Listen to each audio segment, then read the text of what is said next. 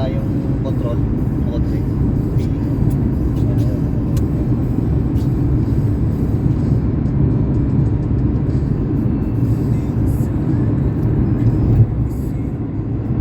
Yan o, ganda ng bundok.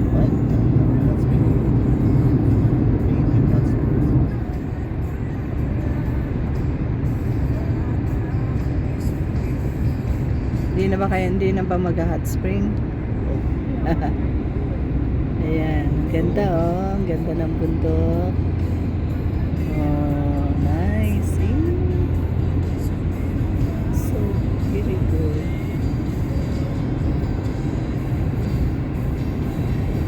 Pupunta kami sa sa Golden Sky Bridge.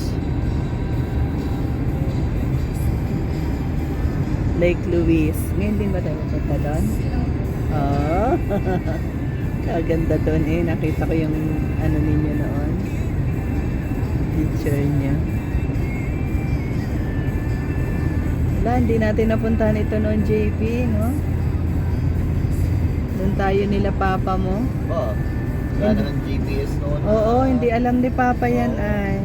Saka wala pang Instagram na maayos eh. Kaya nga. Hindi mo alam mo ano bang meron. Kaya hindi mo alam kung ano yung nandiyan dyan. Na, kaya doon lang tayo nakarating. Long weekend din yata yun eh. Oo. Kaya nakaano tayo. Nag-ano tayo sa Calgary. Kaya wala pang masyadong tao. Yun nga nung nagpunta tayo ng California eh, ang dami nating napunta. Ay hindi pa rin madami yun eh. GPS lang yung ating dala-dala. Nawawalan pa ng ano. Signal.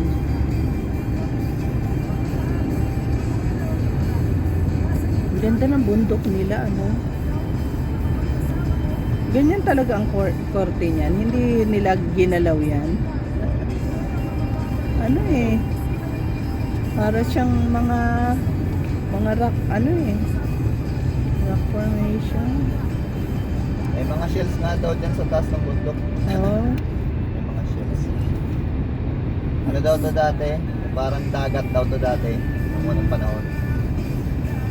Parang Nasa ilalim ng dagat noon. Ano?